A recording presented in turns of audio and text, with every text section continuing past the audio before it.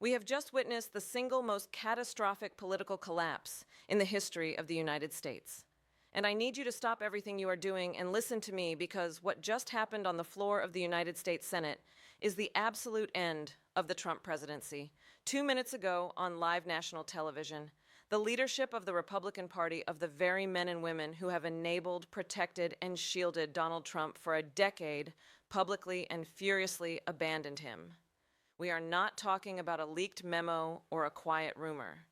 We are talking about the Senate leadership standing at the podium and declaring that the President of the United States is a criminal liability who must be removed from office immediately.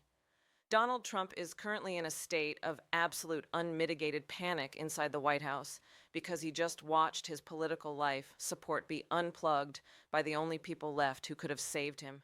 You need to understand the magnitude of this betrayal. For years, Donald Trump has operated under the assumption that the Republican Senate was his personal firewall.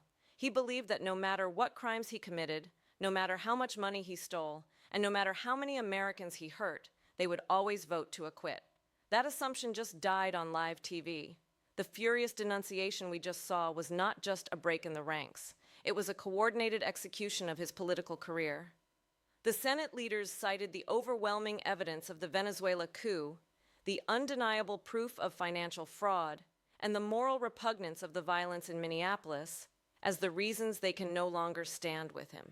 They effectively told the American people that the president is a traitor to his oath and they are washing their hands of him.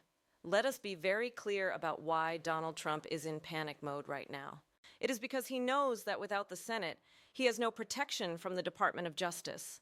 He has no protection from the Southern District of New York. He has no protection from the International Criminal Court. The Senate was the only thing standing between him and a prison cell. And when those leaders walked away from the podium just moments ago, they took his freedom with them. We are hearing reports that the president is screaming at his television, demanding that his aides get the senators on the phone. But nobody is picking up. He is being ghosted by his own party. He is isolated. He is exposed. And he is terrified. However, we must look deeper at what triggered this sudden explosion of truth on the Senate floor. Why now? Why today? It is because of the arrest of his lawyer. It is because of the seizure of Trump Tower. The Republican leadership realized that the ship is not just sinking, it is already at the bottom of the ocean. They realized that if they continued to defend a man whose lawyer was handcuffed in front of a jury, they would lose their own seats. They would lose their own power. This is not an act of courage. It is an act of survival. They are cutting off the gangrenous limb to save the body of the party. But for Donald Trump, the result is the same total, complete abandonment. I want you to think about the ICE war zone narrative that we have been exposing. The Senate leaders specifically mentioned the misuse of federal law enforcement in their statement. They finally admitted that Operation Metro Surge was a disaster. They finally admitted that the killing of Alex Prey was a bridge too far. This is a massive vindication for every activist, every nurse, and every citizen who stood up in Minneapolis and said, "No, the pressure worked. The truth broke through." The Republican establishment looked at the polling, looked at the protests, and looked at the body count, and they decided that Donald Trump is simply too expensive to keep. The panic in the West Wing is also driven by the financial implications of this abandonment. Donald Trump knows that his fundraising depends on the perception of power. If the Senate abandons him, the donors abandon him. We are already seeing the mega donors pulling their support. They do not invest in losers. They do not invest in presidents who are about to be convicted. Donald Trump is facing a future where he is not only legally liable, but financially destitute. The grift requires a position of authority, and that authority just evaporated on live television. You have to appreciate the irony of this moment. Donald Trump demands absolute loyalty. He demands that everyone bend the knee. And yet when the heat got too high, his most loyal lieutenants turned on him faster than Brutus turned on Caesar. It is a lesson in the nature of transactional power. Donald Trump has no friends. He only has accomplices. And when the police surround the building, the accomplices always turn state S evidence. The Senate leaders are effectively turning state S evidence against the president. They are providing the political cover for his removal. This development creates a retention hook that is absolutely critical what happens in the next 24 hours. With the Senate leadership against him, The impeachment trial becomes a formality. The vote count is no longer a question. The question is whether he resigns before they can convict him. The question is whether he tries to negotiate a pardon. The panic we are seeing is the panic of a man who is realizing he has zero leverage left.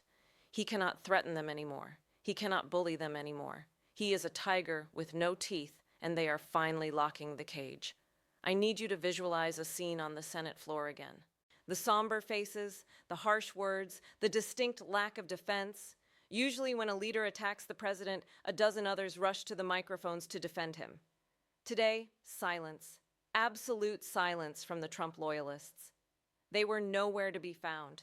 They are hiding in their offices, checking their own legal exposure. They know that the era of Trump is over, and they are terrified of being the last one holding the bag.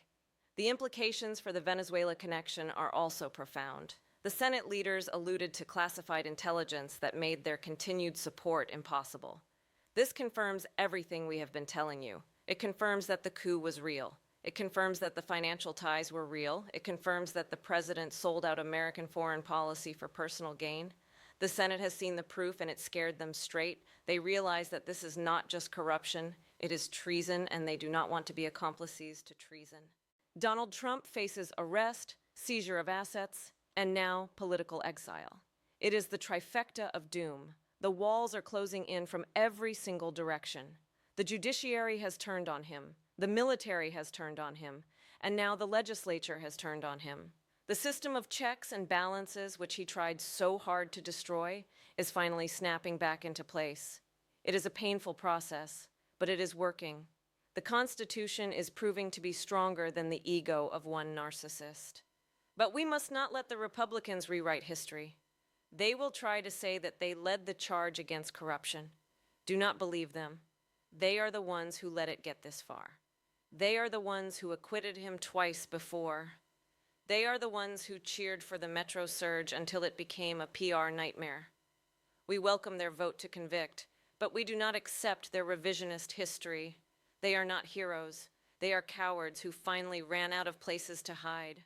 The panic is real because Donald Trump knows what comes next. Without the office, he is just a citizen with millions of dollars in debt, dozens of criminal indictments, and enemies in every corner of the globe. He is looking at a future that is bleak, cold, and lonely, and he is realizing that he did this to himself. He pushed too far. He grabbed too much. He thought he was untouchable. And today on live TV, he found out just how touchable he really is. We are watching the end of a nightmare. The fever is breaking. The Senate has finally done its job. Years too late, but they have done it. We must stay focused on the finish line. We need the conviction. We need the removal. And then we need the criminal trial. Do not let up. Do not get complacent. The beast is wounded and he is panicking. But we must make sure he never holds power again. This is a victory for the people. Is a victory for the truth. It is a victory for everyone who refused to be gaslighted by this administration. The Senate leaders did not abandon him because they wanted to. They abandoned him because you made it impossible for them to stay. Your protests, your calls, your outrage at is what caused the panic. That is what caused the collapse. So take a moment to breathe it in. The sight of Mitch McConnell and the GOP leadership turning their backs on Donald Trump is the image of the year. It is the signal that the spell is broken, the king is naked, and the panic in the White House is the sound of justice finally coming home. We will see this through. We will watch him leave, and we will rebuild this country together. The panic is his.